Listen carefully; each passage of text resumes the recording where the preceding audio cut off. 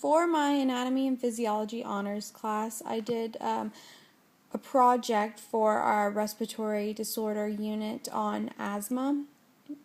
This picture is a picture of a normal lung tissue and a lung tissue that has asthma, so you can see the difference between the two. The definition of asthma kind of breaks down to it's a respiratory disorder, and there is not a pinpointed origin, but there are often allergic origins that contribute to someone having asthma. The people with asthma usually have difficulty in breathing, and they have a sense of constriction in their chest.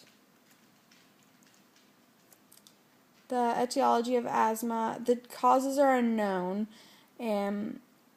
but it is often triggered by allergies and hereditary. It's often hereditary, so if it runs in your family, you are more likely to get asthma.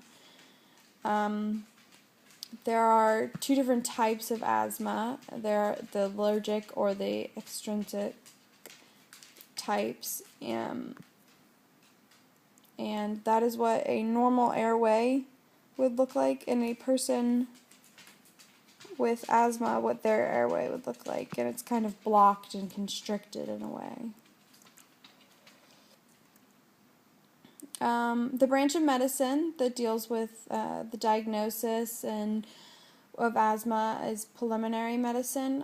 This means that they go in and they focus on specifically lungs, the doctors that deal with asthma, and they deal with the pathology of the lungs, and they diagnose and help prevent and find a treatment for asthma and any other diseases that deal with lungs.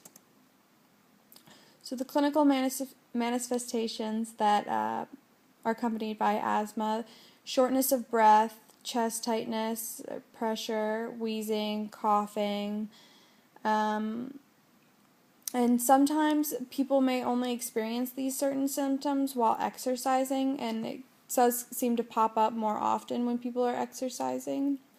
And also, some people they don't experience these symptoms for extended periods of time, so they may think that they don't have asthma when they really might. Diagnosis, since it can't really be pinpointed, there are a lot of tests for doctors to refer to.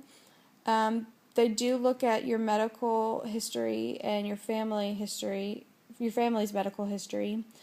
And you have a physical exam, a lung function test, an allergy test, a test to see how sensitive your airways are, a chest x-ray, and then they test your lungs for other disorders that may have the same symptoms as asthma to see if it's that.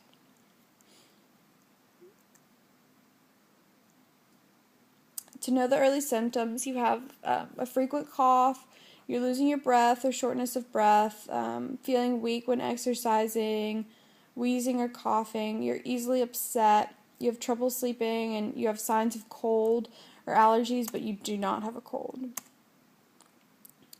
So there is no real cure for asthma. There are only ways it can be treated. There are long-term ways, like medicines, that can help build back up your airways and help rebuild those muscles. And then there are short-term, like fast-acting inhalers.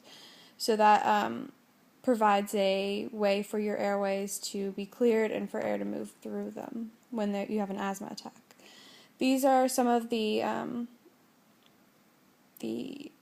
drug therapy you can use. There are relievers and controllers and preventers and combinations of the two. So you can see that they range from medicines to inhalers.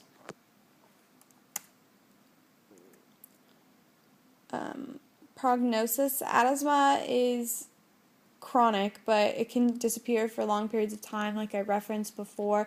Some people can go a very long time without even seeing symptoms, and in mild cases, some become symptom-free. severe cases can also show improvement. And death from asthma is uncommon, but there have been deaths because of blockage in the airway. Preventing. You cannot prevent it since there's no real cure. You do have to avoid like allergens, air pollution, cold air, smoke, and fragrances. The things that would trigger an asthma attack. And there's why we're excited.